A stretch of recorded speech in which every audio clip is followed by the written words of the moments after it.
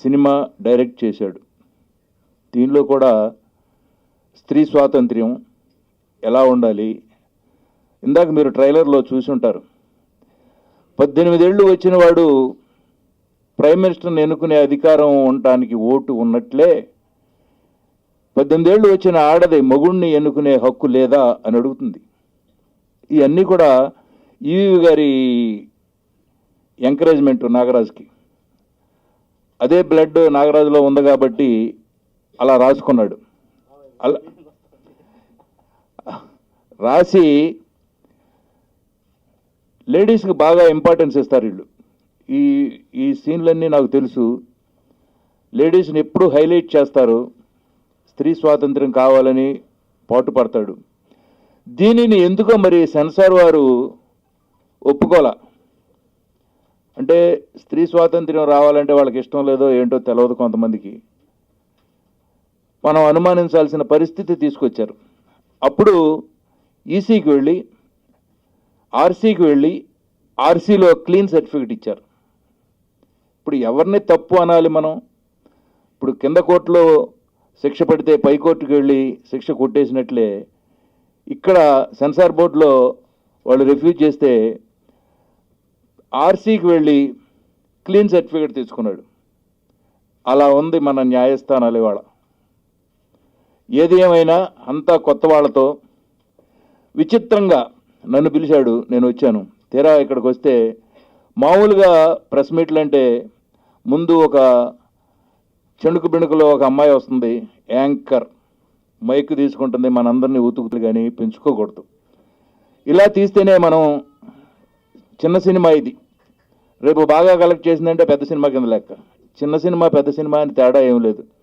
సీన్లు బాగున్నాయా లేవా? టైం ఈ ఇకసే లవ్ ఈ లవ్ ఖమ్మం, వైజాగ్, హైదరాబాద్ అన్ని డిఫరెంట్ ఏరియాస్లో దాన్ని షూట్ చేసి మొన్న అక్టోబర్ దసరాకి రిలీజ్ చేద్దామనేది మనం ప్లాన్ చేసుకున్నాం.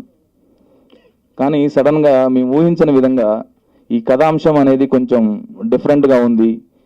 ఇందులో కొంచెం వివాహ వ్యవస్థని అగౌరవపరిచేలా ఉందని, తర్వాత నైతిక విలువలు కొంచెం ఇబ్బందికరంగా ఉన్నాయని చెప్పేసి సెన్సార్ వాళ్ళు దీన్ని బ్యాన్ చేయడం జరిగింది. సో దాన్ని మళ్ళీ మేము మళ్ళొకసారి అప్లై చేసిన, రెండోసారి కూడా బ్యాన్ చేశారు. సో ఈసీలో బ్యాన్ అని చెప్పకూడదు, ఆ బ్యాన్ అనేది సరే. ఈ సినిమా మేము గ్రాండ్గా రిలీజ్ చేద్దాం అనుకుంటున్నాం ఫిబ్రవరి 10న వ్యాలంటైన్స్ డే సందర్భంగా. ఈ లవ్ స్టోరీ, డిఫరెంట్ లవ్ స్టోరీని ఫిబ్రవరి 10న అన్ని థియేటర్లో రాబోతుంది. అన్ని హంగులతో, అన్ని రంగులతో, అన్ని. ఇంత మంచి అవకాశం కల్పించినటువంటి మా డైరెక్టర్ నాగరాజ్ గారికి, అలాగే మా ప్రొడ్యూసర్ గారికి కూడా ప్రత్యేక ధన్యవాదాలు చెప్పాలి. ఎందుకంటే సాంగ్స్ ఎలా ఉండాలి అనగానే నేను ఈ సినిమా కేవలం బడ్జెట్ పెట్టడానికే ముందుకొచ్చాను. మేకింగ్ విషయంలో డైరెక్టర్ ఏది చెప్తే అది మాత్రమే ఫైనల్, ఆయన ఎలా అనుకుంటే అలా మాత్రమే చేయని చెప్పి పూర్తిగా స్వేచ్ఛనిచ్చారు. సో ముందుగా చంద్రశేఖర్ గారికి ప్రత్యేక ధన్యవాదాలు తెలియజేసుకుంటున్నాను. అలాగే స్టోరీ విషయంలో నేను అంటే 2-3 సార్లు ప్రీమియర్ షో చూశాను. ఖచ్చితంగా ఈ సినిమా మాత్రం ఓపెనింగ్ ఒకటిను, అలాగే క్లైమాక్స్ సీను చాలా డిఫరెంట్. ఇప్పటిదాకా తెలుగు, తమిళ్, హిందీ, హాలీవుడ్, బాలీవుడ్ మీరు ఏదైనా తీసుకోండి, ఇటువంటి పాయింట్ మాత్రం ఇప్పటిదాకా ఏ సినిమాలో నేనైతే చూడలేదు. సో 2015లో ఒక సెన్సేషన్ క్రియేట్ చేయడానికి మీ ముందుకు వస్తున్నామని మాత్రం చెప్పగలుగుతున్నాము. సాహిత్యం తక్కువగా ఉంటుంది కొన్ని సినిమాలకు మాత్రం.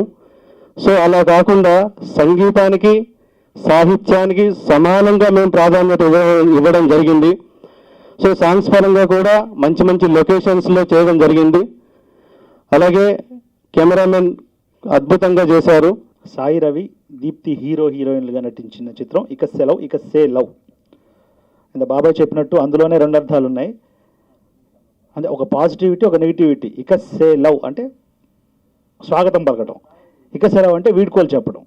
అసలు దేనికి వీడ్కోలు చెప్పారు, దేన్ని స్వాగతించాలని మనం ఇందులో దేన్ని స్వాగతించాలో చెప్పిన చిత్రం ఇది.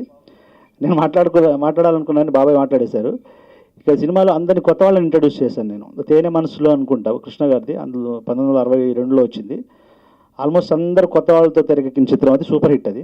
తర్వాత దాసనాంటర్ గారు ఏదో సినిమా తీశారు. నేను కూడా కొత్త వాళ్ళని ఇంట్రడ్యూస్ చేయడం అనేది సాహసం. వాళ్ళకి మార్కెట్ చేయడానికి వాళ్ళకు అప్పటికే ఆదుర్తి సుబ్బారావు గారు పెద్ద డైరెక్టర్, దాసర్ గారు చాలా పెద్ద డైరెక్టర్, గురువు గారు ఆయన ఇన్స్పిరేషన్తోని, ఆదుర్తి సుబ్బారావు గారి ఇన్స్పిరేషన్తోని నాకు పెద్దవాళ్ళతో చేయడానికి బడ్జెట్ లేదు. నాకు బాబాయ్ గారి దగ్గర చనువున్నా కూడా బాబాయ్ని కూడా అడగలేను నేను, పరిస్థితి అంత చాలా తక్కువ బడ్జెట్లో తీసాం. కానీ మీకు బడ్జెట్ ఎక్కడ కనిపించదు, సినిమాలో కంటెంట్ మాత్రమే ఉంటుంది. సరే, ఇది సెన్సార్ గురించి మాట్లాడదలుచుకున్నాను సార్ యాక్చువల్గా, ఎందుకంటే దీనికి సంబంధించి మేము చాలా ఫేస్ చేశాం కాబట్టి చెప్పదలుచుకున్నాను.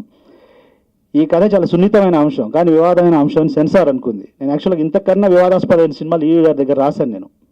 బాబాయ్ గారు చెప్పినట్టు ఇంతకన్నా వివాదాస్పదమై సమాజంలో చర్చించుకునే contemporary issues. Thank you very much sir, మమ్మల్ని అందరినీ ఆశీర్వదించినందుకు ఇక్కడికి వచ్చి. నేను ఈ మూవీలో హీరో క్యారెక్టర్ చేశాను.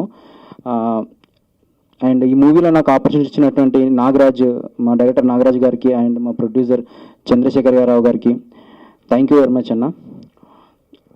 ఇది ఒక మంచి ఫీల్ గుడ్ లవ్ స్టోరీ. నేను ఒక యూత్ లాగా నేను యాక్చువల్గా మూవీ చూడకముందు ఒక మూవీ కథ చెప్పినప్పుడు ఒక ఎక్స్పెక్టేషన్స్ ఉండే. మూవీ పిక్చరేషన్ అయ్యాక, మూవీ ఫస్ట్ కాపీ చూసాక నేను చాలా కాన్ఫిడెంట్గా ఉన్నాను. ఎందుకంటే మూవీ ఇది పక్కా ఆడియన్కి రీచ్ అయ్యే మూవీ, 100% కాన్ఫిడెంట్తో చెప్తున్నాను. అండ్ నేను హీరోగా చేశాను కాదు, నేను ఒక ఆడియన్గా చెప్తున్నాను. అండ్ ఈ మూవీలో సాంగ్స్ ఇచ్చినటువంటి మ్యూజిక్ డైరెక్టర్ మధు గారికి thank you very much sir. మూవీలో మంచి సాంగ్స్ ఇచ్చారు. అండ్ ఈ మూవీ ఫిబ్రవరి వ్యాలంటైన్స్ డే బిఫోర్ ఫిబ్రవరి 10th మూవీ రిలీజ్ కావడం నాకు చాలా సంతోషంగా ఉంది. Thank you very much. చెప్పకపోతే ఇదంతా మరి మేము అంత వాళ్ళ ఫ్రెండ్స్, మా అబ్బాయి ఫ్రెండ్లు, తర్వాత మేము అందరం కలిసి ఈ సినిమాకు ప్రొడ్యూస్ చేసామండి. ఈ సినిమా చాలా బాగుంటుందండి.